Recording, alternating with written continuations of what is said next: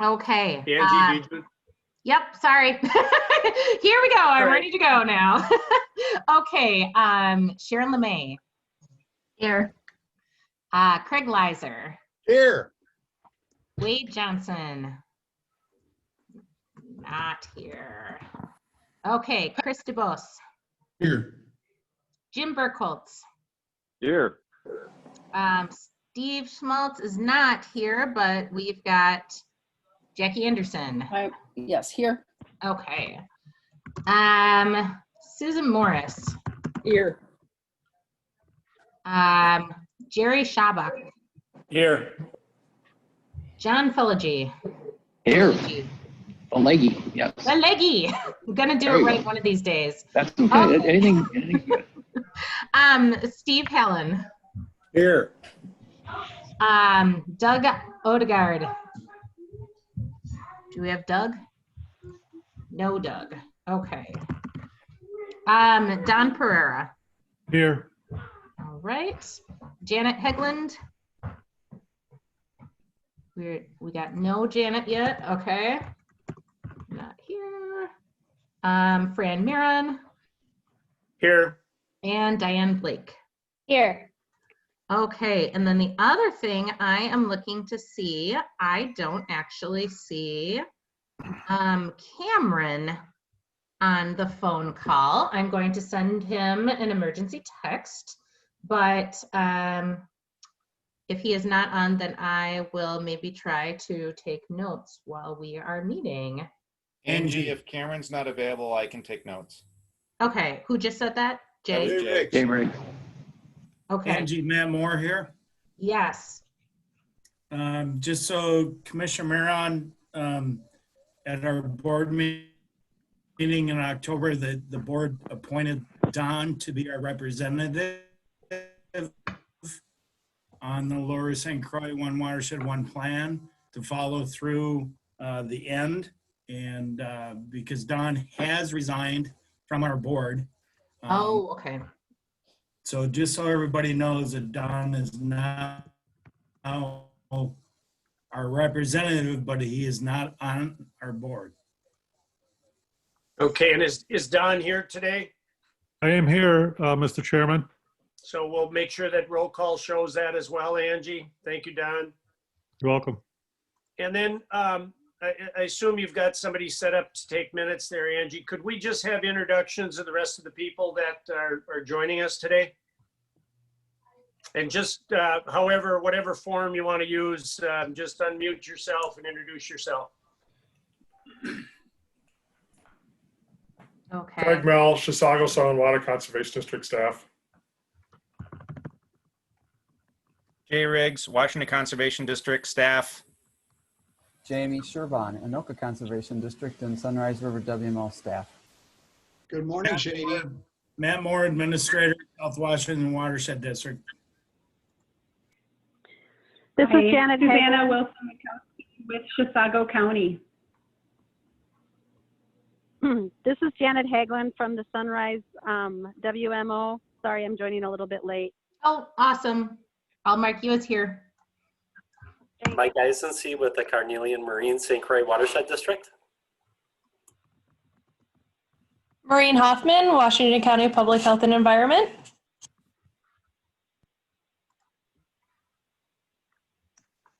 Mike Kinney, Administrator with Comfort Lake Forest Lake Watershed District. Emily Hines, Technician with Comfort Lake Forest Lake Watershed District. Barb Peichel with Bowser.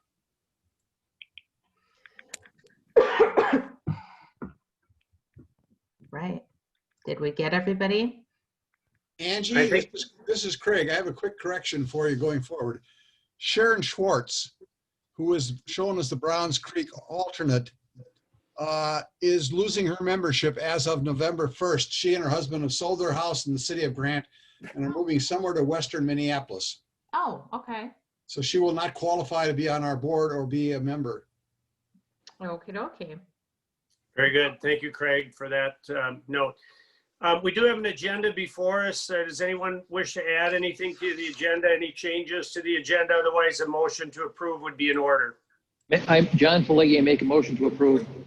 Second. I'll second that. Steve Holland. Okay, we've got a motion and a second.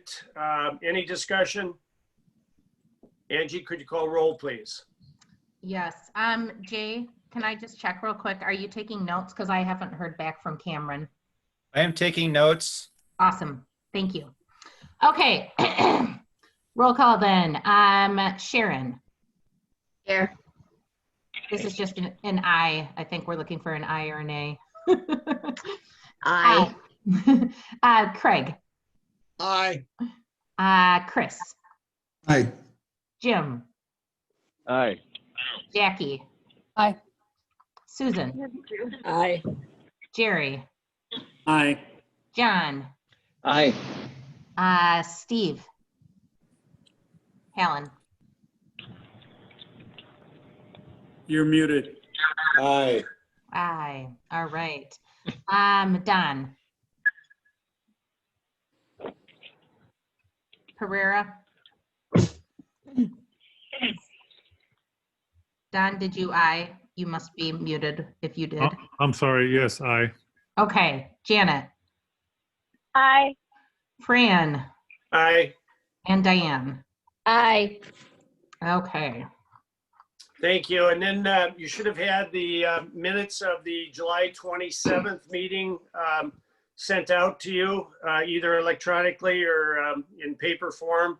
Are there any additions or corrections to the meeting minutes of July 27th?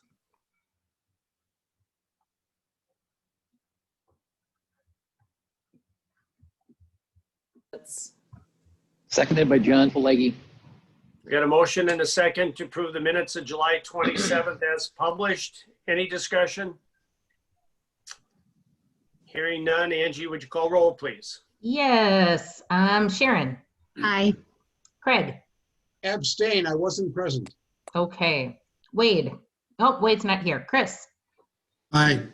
Jim. Aye. Jackie. Aye. Susan. Aye. Jerry. Aye. John. Aye. Steve. Aye. Don. Abstain, not present. Okay. Janet. Aye. Fran. I will abstain as well. And Diane. Aye.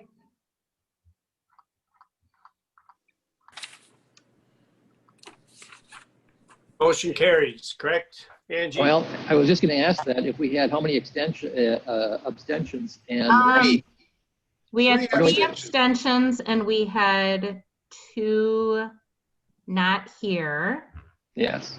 which means we're 10 out of 15 still. So is that 2/3? Yep, exactly. Just barely. Okay. And, Just want to make sure. you know, and I was told by an attorney a long, long time ago that with respect to minutes, even if you weren't in attendance, if you have reason to believe that they're reasonably correct, that you can actually vote to approve minutes. So I know we abstained, those of us that weren't at the meeting, but I think, you know, my understanding is that you can actually vote to approve even if you weren't at the meeting. But we've got a quorum and we've had a 2/3 vote, so that motion does pass. Our next item is an update on the Bowser Central Region Committee meeting. Jay Riggs is going to lead us on this. Thank you. The Bowser Central Committee met to review 3 different agenda topics. We were the third of those 3 topics for approval or recommendation of approval to the overall Bowser board. We presented to the committee. They asked us a few questions and there was what felt like very strong support of our plan, and the committee recommended the approval or bringing it to the board and recommending approval.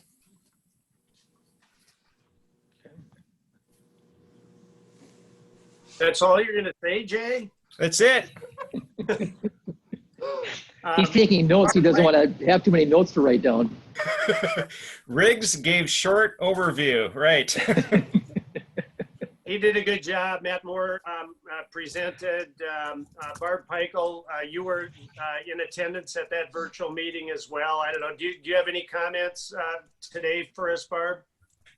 I just thought that both Jay and Fran did a really good job presenting, not just the plan, but the process and how this one is unique and some of the challenges that you guys overcame as a group. And I just thought they did a really good job and we're really prepared for the committee's questions. Again, it was very well received, and you know, they especially like the multiple benefit that you guys thought about climate, that you thought about stakeholders and the process that you went through. So I feel like they're very supportive going into our October 28th board meeting, which is this week. Thank you, Barb. Any questions or comments about that approval? Commissioner, go ahead. If I might just say that, you know, I just want to congratulate everybody as a team, and not only the staff, but the policy committee, and just how everything came together. Watershed planning is not rocket science, but I think we have a very good plan, and I think we've all joined together to put together a plan that really addresses issues in the Lower St. Croix, and that's what it's all about, is the Lower St. Croix. So thank you. Not only issues, but opportunities as well, right, Matt? Correct, Commissioner. That's exactly it. We have opportunities to do things for the Lower St. Croix that we will all be proud of in the future. Any other questions or comments about that approval? Otherwise, I mean, congratulations to everybody. We've been working for a long time on this. I did thank Bowser for the extension that we received in our planning process. That was really critical in getting, I think, a good plan brought forward, and they were very, very gracious to us. But as Barb indicated, Jay and Matt, Angie, I think you were part of, if not the one that put the presentation together, and it was just very well done with some good slides and a good presentation. Just appreciate all of the work that everyone has had over the course of, I don't even know how many months now. How long has it been? Years. 2 years. Yeah, it's been some time. So congratulations. We'll move to an update from our steering committee on our 2021 annual plan development. Angie, I think you're going to lead us on this one. Yep, and I just wanted to make note that Wade Johnson has joined the meeting, so he is with us now as well.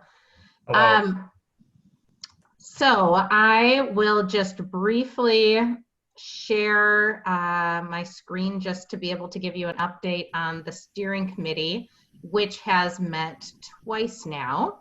The steering committee met on September 24th and again on October 7th, and is planning to meet for the next time on Monday, December 14th.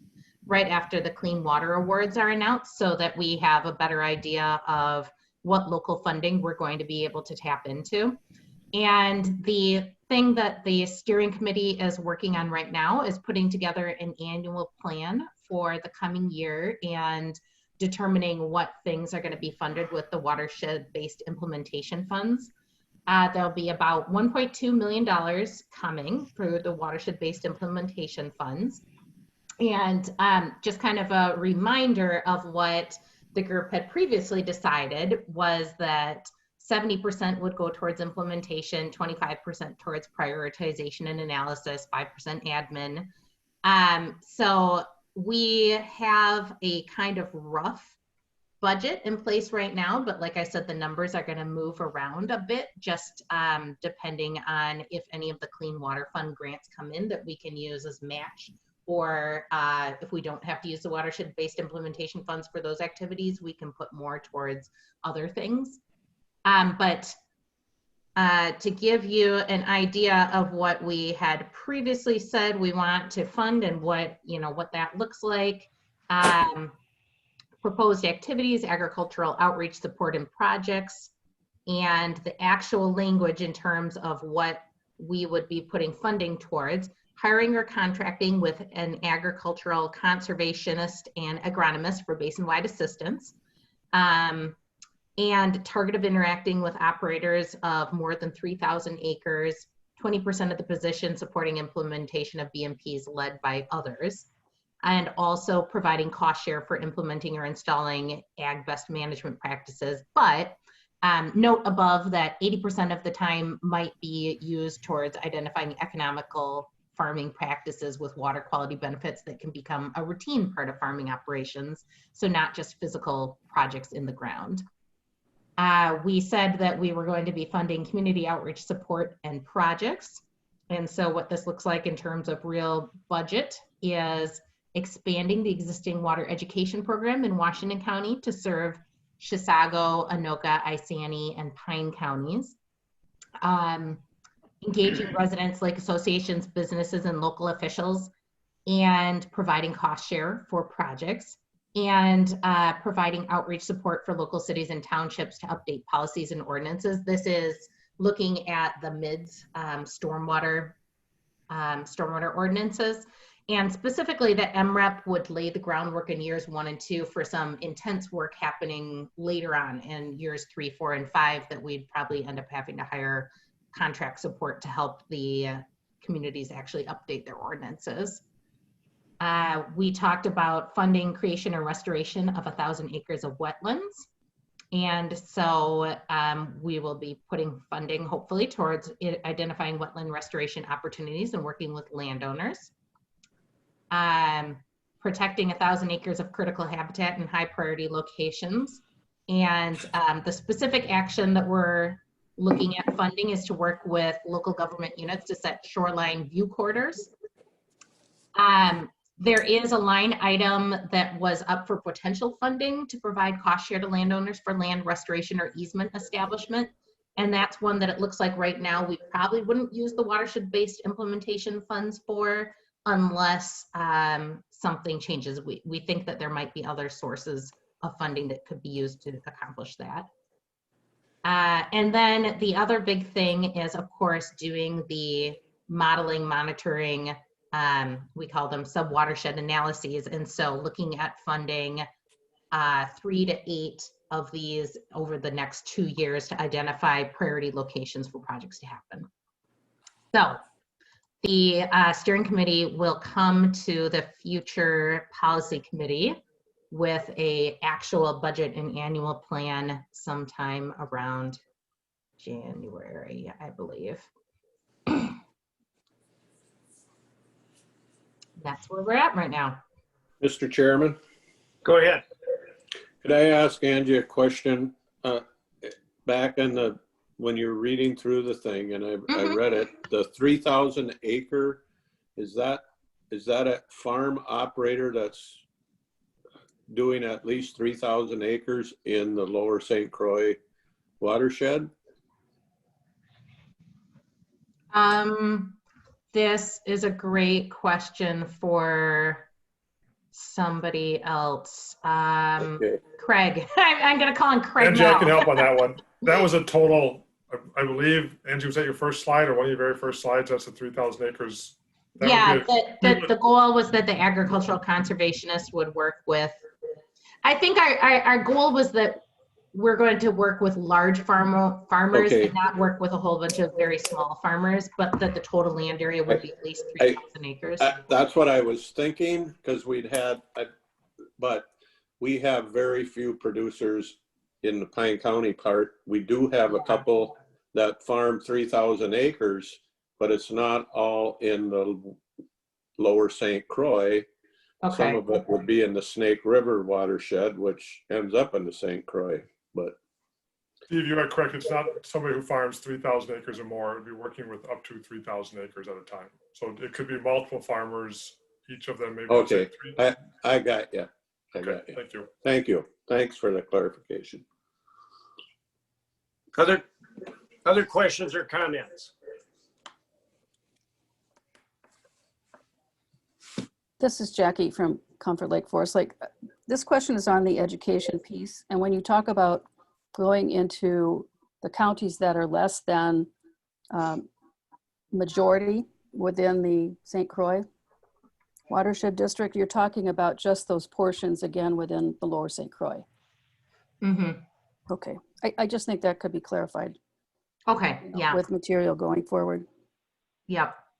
And we've had, some pretty hearty conversation as a steering committee about what that might look like, since some of the counties are really interested in having more support in the ag education and rural education, and have less cities and wanting, not as much of support for the urban residential stormwater education.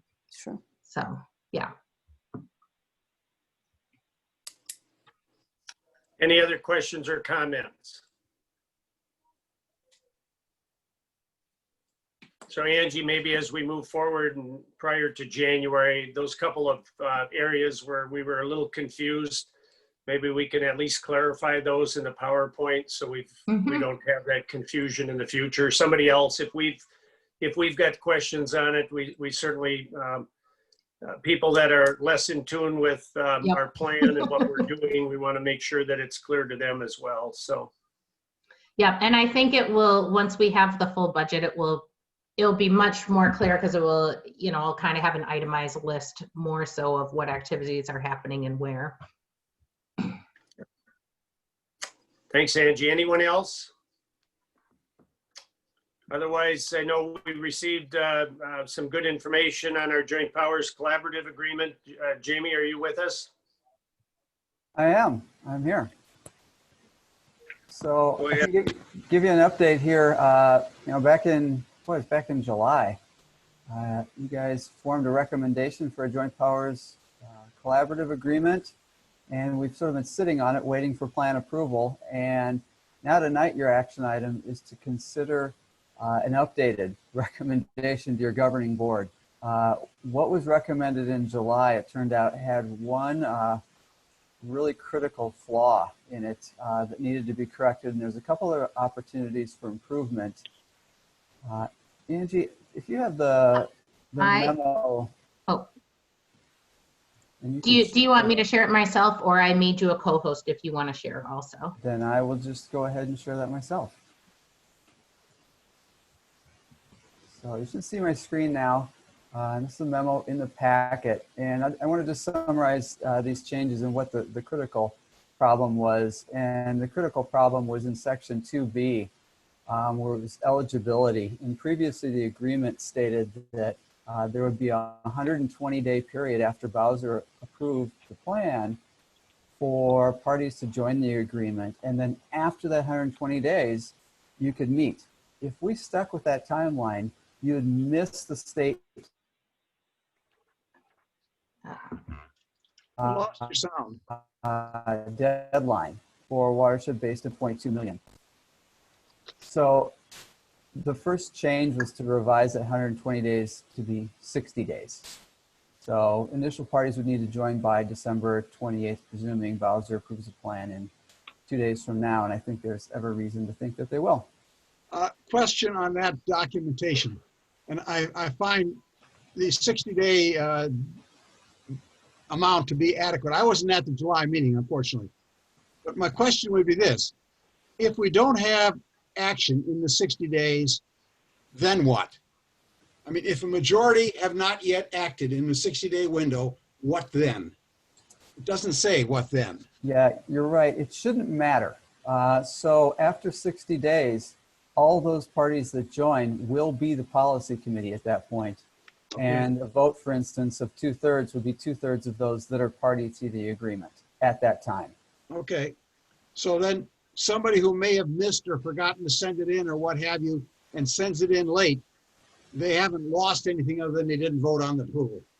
Correct. Okay.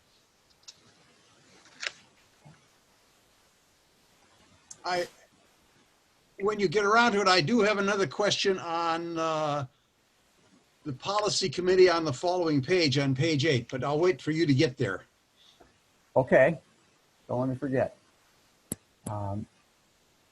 Let's look at the rest of these revisions then. In 7A, there's a revision that specifies that the policy committee members from Chisago County do not need to be elected or appointed officials. The problem there would be with them having 3 positions is that they would all have to be county commissioners, which would be a meeting of the county commissioners for public meeting purposes. The revision now states that one of those positions would be a county commissioner and the other 2 would be appointments by the county commissioners. That was where I have the question on it. I see why we made the change, and I don't disagree with the change that was made.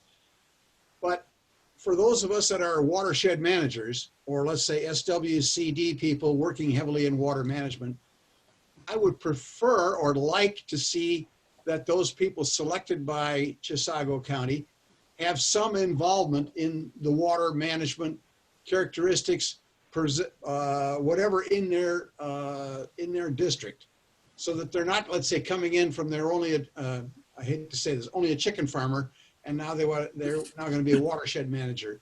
Those of us that work regularly on water, I think, would appreciate having others who have similar or equal experiences, or perhaps in collaborative efforts, we can share our watershed experience. And I don't know how you word that. I just say that was one of the questions I had when I looked at that. I see the reason for having the 3 subordinates or 3 additional or whatever to raise it to 3, but what are the qualifications? Yeah, I see Commissioner DeBose has raised his hand on this. Yeah, I want to provide a little bit of insight on that. Our intention at the county board level, we had this discussion, then we had a discussion about it with staff here yesterday, is that there'll be 1 county commissioner, 1 lake improvement district member who, you know, acts very similar to your watershed. And then our 3rd one may very well be a chicken farmer. With a lot of water on his farm.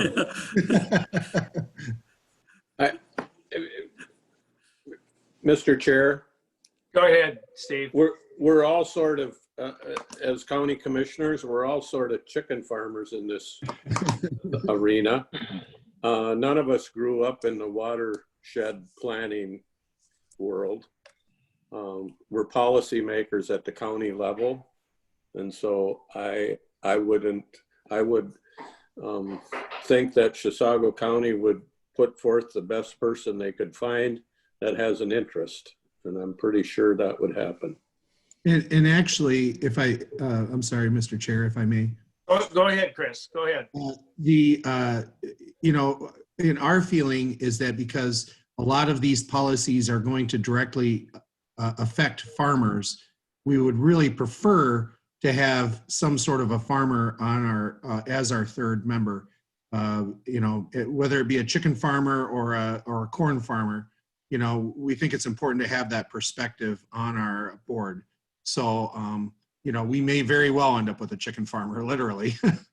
Well, forgive my comments because I did raise chickens. That's why I use chicken farmer as the example. No offense taken. Okay.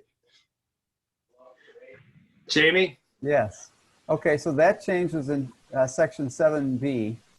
I'll share with you another change from section 7A, and this is something that you could elect to go forward with or leave things as they are.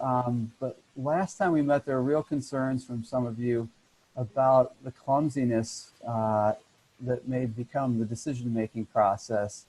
And so with the attorney team, we were able to come up with something that's a bit of a compromise here, sticking with the joint powers collaboration. But instead of the situation where policy committee makes a recommendation, then it goes to the governing bodies and 2/3 of them must reply approving it. That's been flipped around a little bit. So in this revision, a recommendation from policy committee goes to the governing bodies. And if less than 1/3 of the governing bodies reply opposing, then that recommendation becomes final. So we don't get hung up on unresponsiveness or any of the other problems that were mentioned before. Any comments on the changes in 7A? I guess that just reviewing it, I had a problem with it too. Just in, it seems like it's coming at it backwards. But if a policy decision comes in, and I don't know. I guess I'm having problem understanding that one. That one I read through about 3 times and still trying to figure it out. So an analogy. Oh, excuse me. This is Jerry. Back to the chickens again. If it walks, walks like a chicken and clucks like a chicken, is it a chicken? If you're saying that the policy committee is making a recommendation and it just goes through, if nobody objects, aren't we looking at being an entity? Yeah, I guess that's what I was thinking. So the attorneys didn't have a concern with that, but the topic has certainly come up a number of times. And to help understand this model, maybe an analogy with the way our state legislature and the governor work together, in that in this case, the governing boards are somewhat like the governor. When he receives a bill from the state legislature, that bill can pass with approval. It wouldn't really be the case here, but if the governor opposes, he can veto, similar to the governing bodies can veto here. Or if the governor is silent, that bill becomes law here.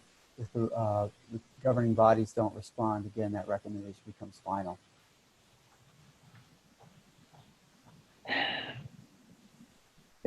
I don't know. I guess, John Falagi, I guess I have a problem with that. I guess that to me, and I understand exactly where you're coming with that analogy. And at the state level, that makes sense. I guess from what we're doing, I guess I would rather see it approved versus coming in the back door. I don't know if that makes sense. I think we should vote on something and approve it and have it up front versus having it walk through the back door, I guess. I don't know. That's my opinion. Well, Jamie, there are 3 possible outcomes. We can vote to approve, we can vote to disapprove, or we could take no action. And the no action is what we're trying to deal with here. If the timeline runs out, they didn't have a meeting, whatever.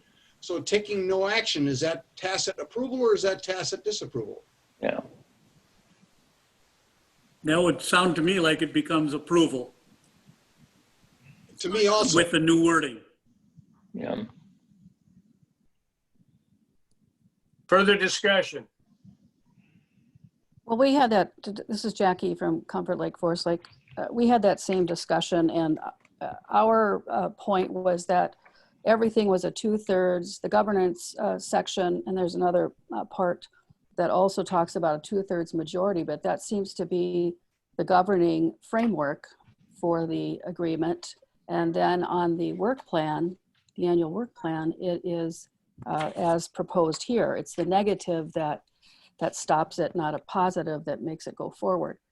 So we were concerned that we had one of those areas violating the government or the governing section of the agreement. So it had to be one way or the other. I think if it's going to go to the negative as the thing that stops action, that we should explain that better in this document. I think that's really where I have an issue, and we had an issue with the with that wording. If we're going to go that way, then let's explain it the way Jamie just did, that it matches the way that legislation goes through the state. Thank you, Jackie. Any other comments? Mr. Chairman, this is Jim Burkholz. Go ahead, Jim. Can I just make a minor wording suggestion? And that's that, let's see, the wording I'm looking at is more than 1/3 of the governing bodies of the plan have adopted an objection. And after adopted, say adopted and communicated in writing to the policy committee such recommendation, because I think the action of communicating and receiving that message is key to knowing whether you can move forward if I understand the way it's written. So that would just be a suggestion and way of refinement.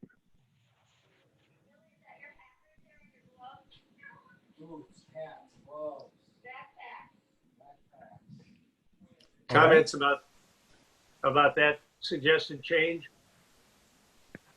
Jim, say that again. Roll it over again because I got to understand this. What did you say again? Okay,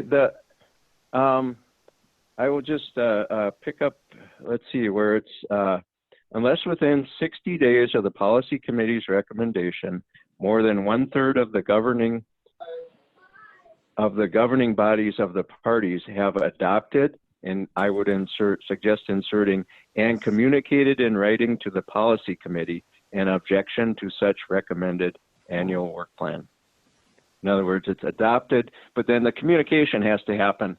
I'm just thinking, you know, if all of us here are on a bus and we get run over by the North Star commuter train and we're gone, then other people are in place and maybe somebody doesn't have the intention of, maybe they want to delay things or throw obstacles in the path of getting this done.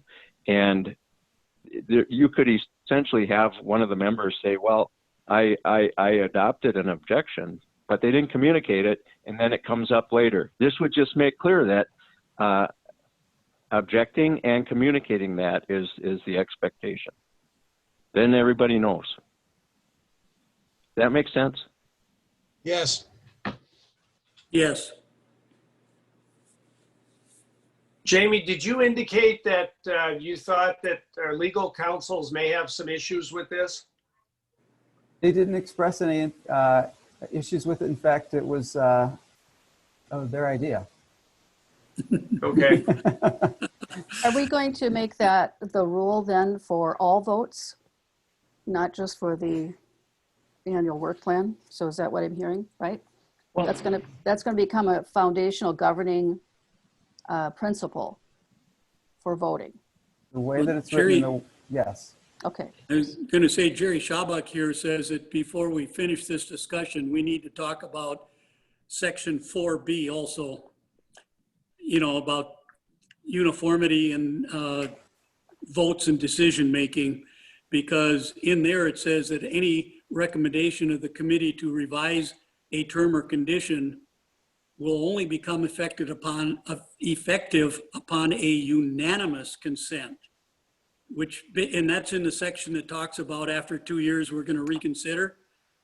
Basically, that article is, well, not basically, but my thought is that nothing will ever change if it's going to require unanimous. Somebody in our group, one of us will disagree with just about any change.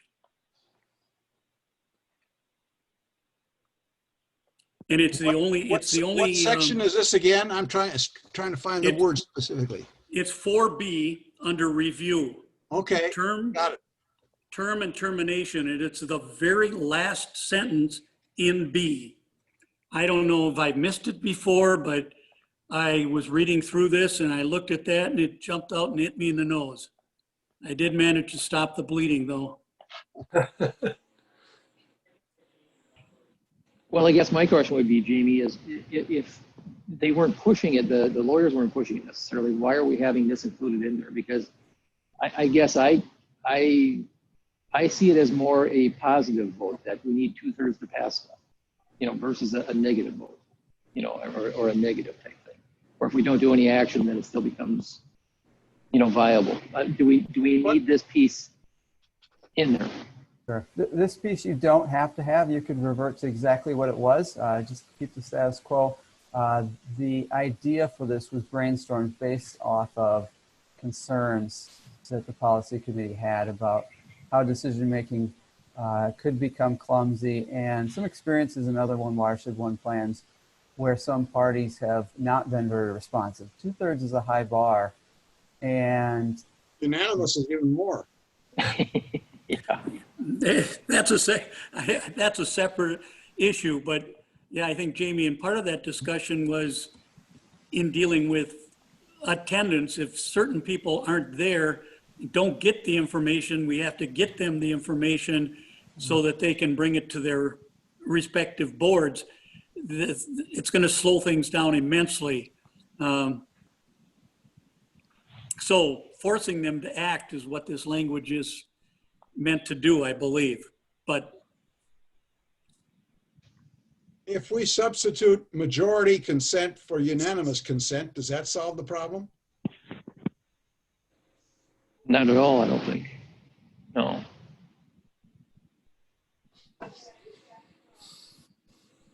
I like keeping it at 2/3 personally. Yeah, I know. That's majority, 2/3. Okay, so 2/3 approval. And is there anybody who'd like to see the change that is being discussed for the 1/3 in opposition? Anybody that would speak for it? For just this 4B section, correct? Correct. Okay. Well, in that case, it sounds like the committee would prefer no change there.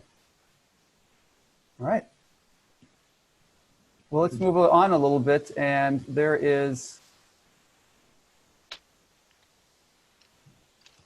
are other minor changes to the agreement that are marked up. One is the administrative coordinator position. It's only the initial administrative coordinator. In other words, from when this agreement becomes active until we adopt that first annual work plan that specifies the administrative coordinator, it would be Chisago and Washington SWCDs. Isanti was in the mix there too, and the managers met, discussed it, and Isanti isn't really backing away from it. Just the managers kind of worked it out and said these two are the ones who would be comfortable taking that role. And there are typographical corrections that were made in the agreement. Those shouldn't make any difference. There's even one that was since the meeting packet was sent out there on page 4 of the Word. There was just a change in tense, past tense or present tense to a wording that would become final if you approve this. My skill set as a professional nitpicker, I have 2 questions quickly. On page 2, line 13. I'm going there now. Okay. I'll share my screen when I get there.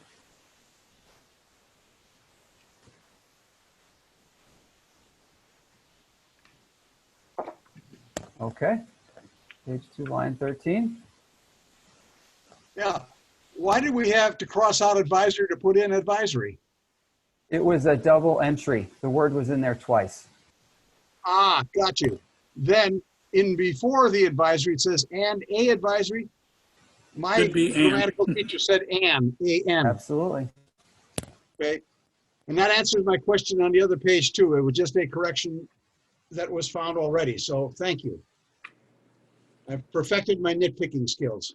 Jamie, we have, or Fran, we have a couple of Go ahead, Jackie. comments to make, and maybe you've addressed this. We were a little concerned under, I think it's 5, talking about data that has to be maintained by each party that is assigned to do the work. And I think it's 5, F and G. We thought it might be a good idea, and this doesn't have to be in this document, but it should be kind of an operating procedure that everyone maintains records the same way. Because if they're going to be dispersed among all of the parties, then we should have an easy way to identify those as being part of the Lower St. Croix One Watershed One Plan. And that's more of an operating thing, perhaps. The other thing was on the structure and governance, going back to that for a minute, 7, I'm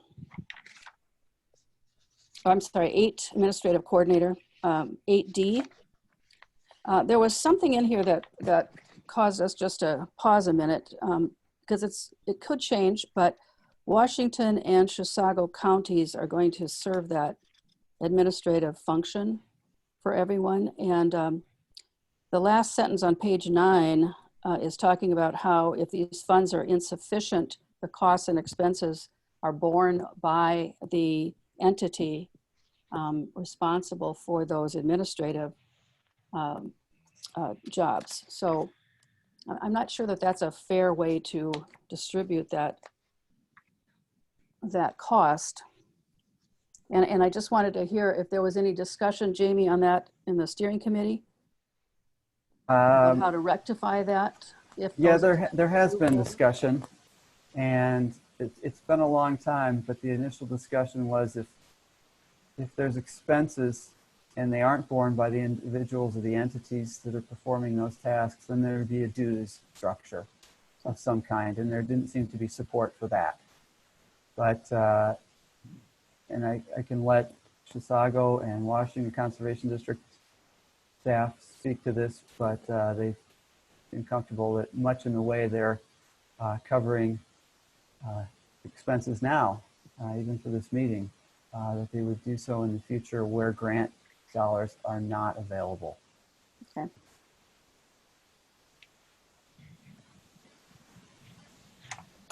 I think I had a conversation with Craig Mell about this subject, and he echoed what Jamie said, where the way they operate now without fund dollars, they basically are donating that staff time without the grant being available.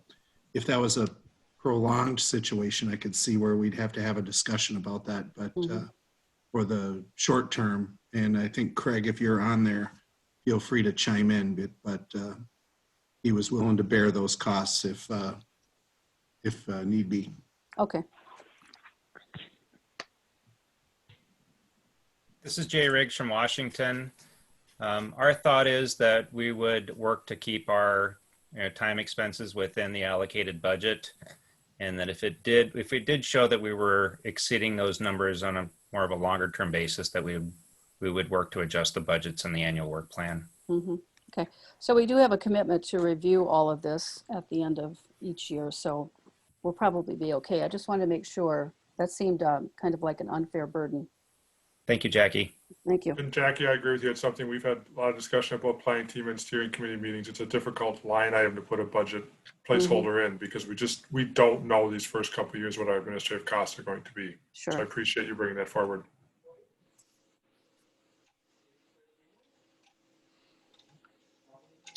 Other areas that we should be attentive to.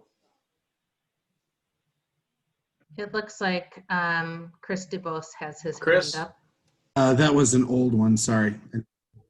Oh, that was an old hand up. Okay, I'll put your hand down. There you go. Oops. I think what I've heard is that the concerns are largely being addressed, provided there's no change to the voting structure, with the exception maybe of Jerry's mentioning that an amendment or change to this agreement would require unanimous consent. And that's in section 4, part B.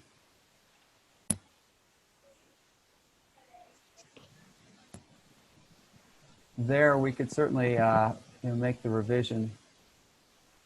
I think why it says unanimous is any party that didn't agree with it could leave the agreement. And if there was a change today and you disagreed with it, you simply wouldn't join the agreement.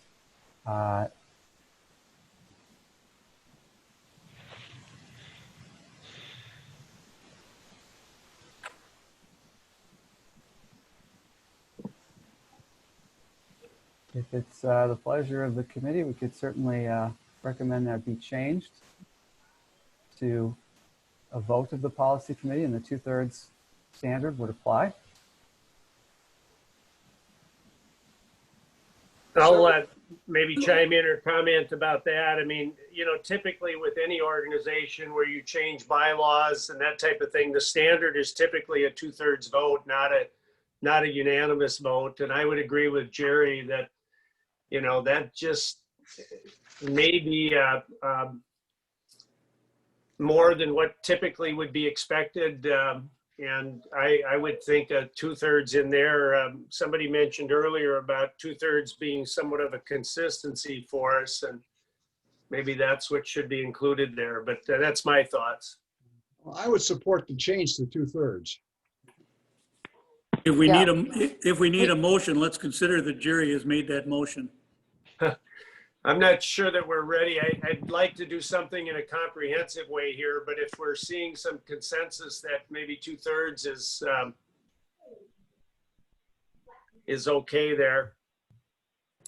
I would go along with that. This is Steve. Yeah, we would too. Comfort Lake, Forest Lake agrees. Browns Creek. County agrees. Okay. This is Janet. I'm okay with it. Do we need a motion for that then, for that one particular thing, or do you want to do something as a? No, I don't think so. This is an item for discussion. Obviously, the joint powers agreement is going to have to be approved by each of our individual boards, correct, Jamie? Correct. The action needed here tonight by the policy committee is to recommend this revised JPC back to your governing boards.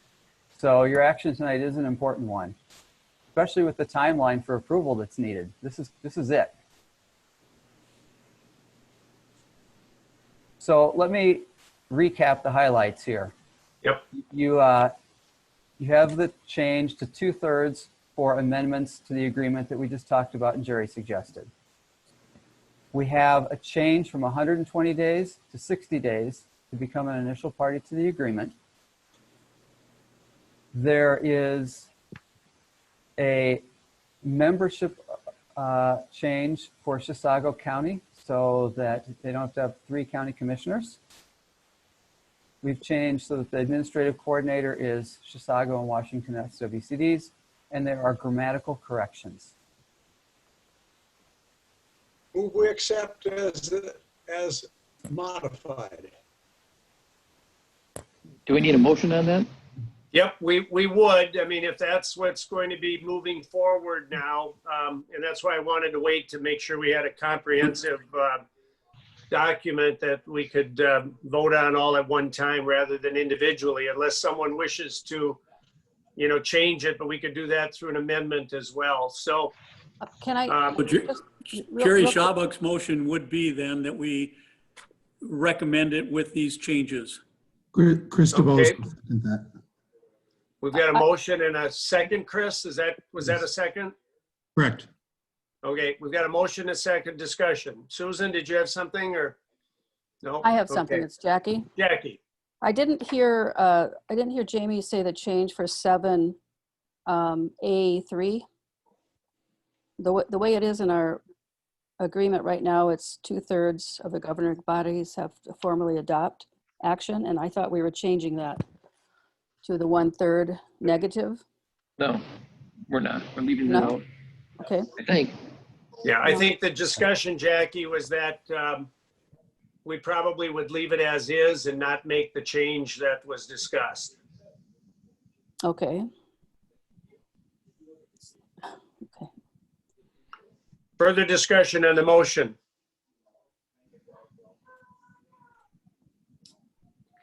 Hearing none, Angie, could we call roll, please? Yes, indeed. Okay, Sharon LeMay. Aye. Craig Leiser. Wade Aye. Johnson. Chris DeVos. Jim Burkholz. Aye. Jackie Anderson. Susan Aye. Morris. Jerry Aye. Schabach. John Flake. Steve Hallen. Aye. Don Pereira. Aye. Janet Hegland. Aye. Fran Miron. Aye. Diane Blake. Aye. All right. Sounds unanimous. Motion carries. Jamie, are we going to move into the adoption steps, planned adoption steps? Yes, please. And I can summarize that for you too. Timeline's real important here. In order to get our annual work plan to Bowser and have the policy committee and the governing bodies take the approvals that are necessary, you got this 60-day period. In 2 days, let's presume Bowser approves the plan. And then there's 60 days, and that brings us to December 28th. And it's within that period that your boards need to consider joining the Joint Powers Collaboration and adopting the plan. There is in your packet a memo that is from the Chisago County attorney to his county, and his SWC has been gracious enough to provide that just as an example for others, kind of put it out there for you to see what actions specifically are needed and how he's guiding his board to take those actions. Also a example resolution. Don't just use a resolution without editing it for your own purposes. And it's more than just a name change. The most important change in there is, what does plan adoption mean for your organization? And you can write that in there. The likely options are to replace your county water plan for non-metro participants and that portion of your county that's in the watershed. For others, you may choose to adopt as a guidance document or supplement, and the wording that you use will depend upon how your plan, your local plan is written now and how it will fit best.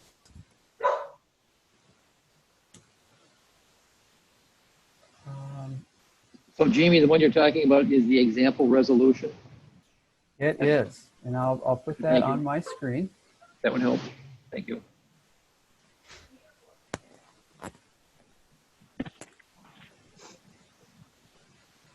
Yep.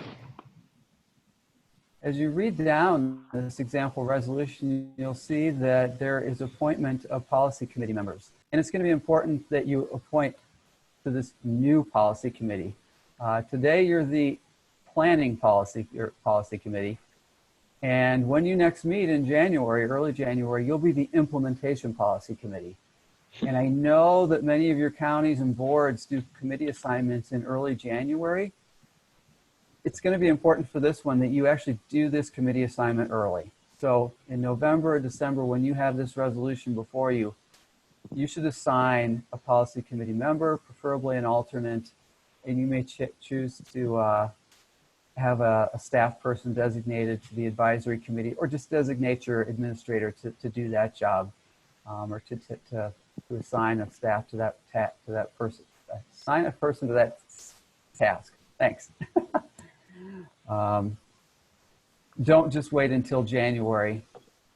The really important first meeting of the policy committee is going to happen in very early January.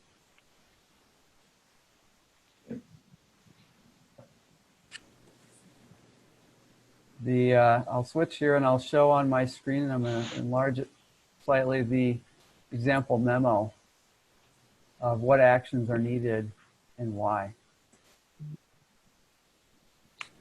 And as you're scanning this, do you have any questions? Your staff have these example documents and should be bringing them to your board in November or December.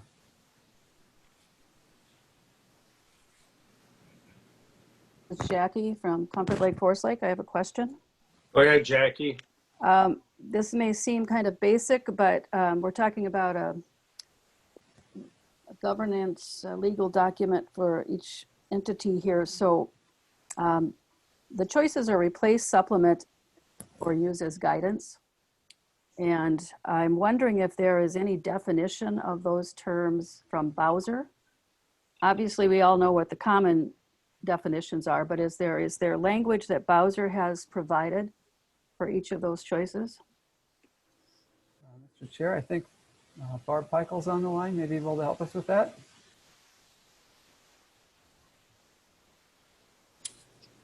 Barb? Yeah, sorry, just get my headphones on so you can hear me. Are you saying for the three choices, Jackie? Yes, replace, supplement, or guide, use as guidance for your existing plan. We don't have that ready to go right now. Julie Westerlin, our coordinator, I think she had some conversations with you, right, Jamie, on that. But it really depends on your individual circumstance. For some of the metro entities, how you want to use it. So for example, like Washington Conservation District, may use it differently than say Comfort Lake, Forest Lake. So they may adopt it as a primary document, and Jay can correct me, but I'm just using it as an example. They might adopt it as a primary document for that part of their county, and you may adopt it as a guidance document where your watershed plan is your primary, your metro watershed plan is your primary document. You may also want to, one thing, if Dan Fabian was here, he would mention for metro folks that you may want to, if there's any inconsistencies between the plans, we don't see a lot of that happening. You may want to do an amendment to your metro plan so it's more in line with it. So that's really up to your own entities. And if you want to talk individually about your individual situation with me or Dan, we'd be happy to talk to you offline about it. But I feel like a lot of it's up to your organization and up to your legal team to make those decisions. Would you agree with that, Jamie? Yeah, that's what I've heard, and certainly with the organizations I'm involved with, each are customizing to, for instance, the language in their plan. But I've certainly heard from.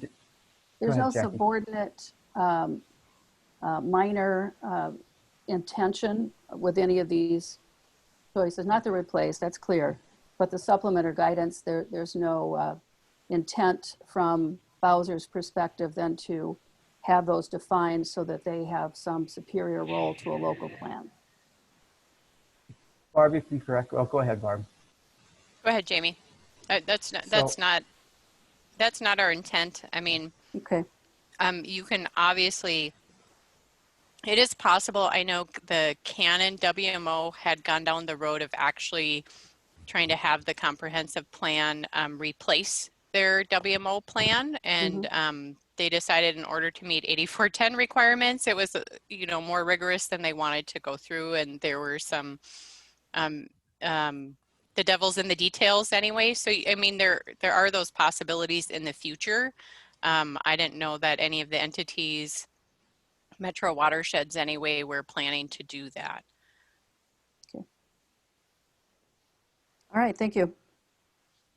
If any of you should plan on amending your watershed plan, I spoke with Dan Fabian late last week, and his feeling was that as a group, we've accomplished many of the tasks that are required in statute for amending a plan, including public notices and public hearings. We've touched those bases, and a resolution would in large part be one of the last steps needed to amend your plan, in addition to, of course, distributing that final amendment.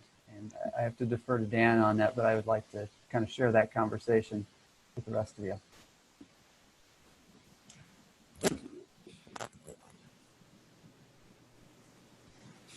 Question for you, Jamie. With the changes made today or the acceptance of the language which was proposed changes, are you going to then prepare a revised final copy for our action? Yes, you'll receive likely not a revised memo or example memo, not a revised resolution that's an example, but you will receive a revised Joint Powers Collaboration Agreement. Yeah, because I would want to attach that or amend that to the ultimate resolutions, the memos that you provided examples to.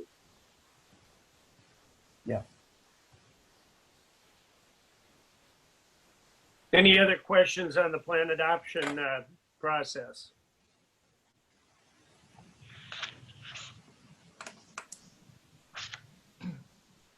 Jamie?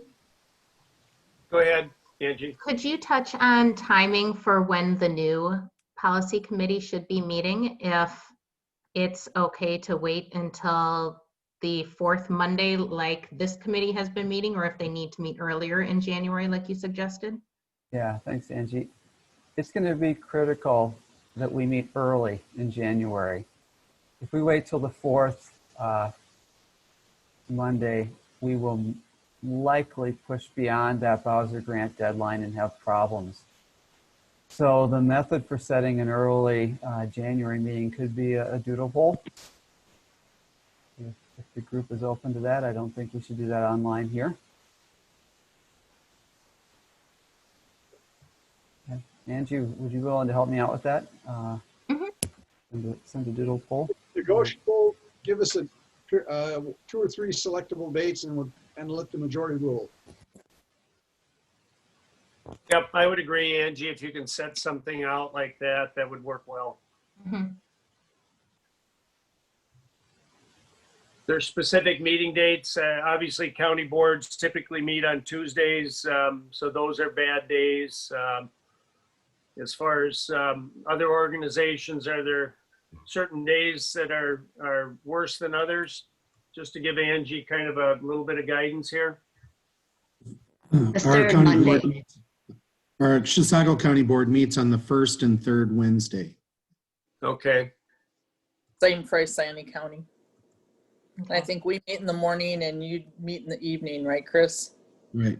During the day generally works just about any day for me. Yeah. Those Wednesdays would be an exception for me. We have our board meetings in the morning. Well, and if Monday is usually an open day, we could consider doing either the 4th or the 11th. Would the 11th be too late, Jamie? Close. We'll have to do a little math on that. All right. So we'll look at that. We'll look at trying to stay within that first week then. I think changing that to meet on the 1st or 2nd Monday would be good, you know, consistently throughout that next year. As long as it's late in the afternoon like this. We have committee meetings otherwise. Okay. Yeah, I just thought since it seemed like this was a consistently good time for this group that it might continue to be a consistently good time. I would agree. All right. Thanks. Okay, sounds like we've got some guidance with respect to our next meeting or the meeting in January that we need to schedule. So whatever you send out, Angie, I mean, we'll have an opportunity to look at that and send back. But obviously we've got some planned adoption steps that we need to be working on within our own organizations. We want to make sure our efforts for collaboration don't fail at the very beginning here. So we've got to make sure we get all of that work done as soon as possible. So, any other business that we need to take care of today? I just had. Go ahead, John. I just had one question. I know that there are other organizations that might want to get to be a part of this group as well too. How does a Valley Branch, for example, they're not with us right now. They want to. It sounds like they want to be a part of it. How does something like that happen? Let me stick my nose into that one too. Okay. I've already talked to Valley Branch on 2 different occasions, to John Hanson and to their president, whose name suddenly escapes me. And I have offered to attend one of their coming meetings and discuss what we as the policy committee and what we as the organizing bodies for the One Watershed, One Plan have been doing and what their commitment and responsibilities might be. So I've made myself available on their schedule should they feel the need to have outside input. John, and I think Maureen, I think you're still on this meeting as well. Works for Washington County. I think you could coordinate something like that to make sure that Valley Branch, and I don't know if there's any others, but certainly that they're invited to the table here. They're eligible parties and have equal opportunity to participate. Any other business that we need to have discussion about? It's kind of wonky to have a motion to adjourn and do roll call, and I think the chair has the prerogative of just adjourning the meeting. So we can avoid a roll call vote, but I want to make sure that if there's any other discussion here that needs to take place, that we do that. I'll help simplify. I move we adjourn. Seconded by John Pelleggi. Done.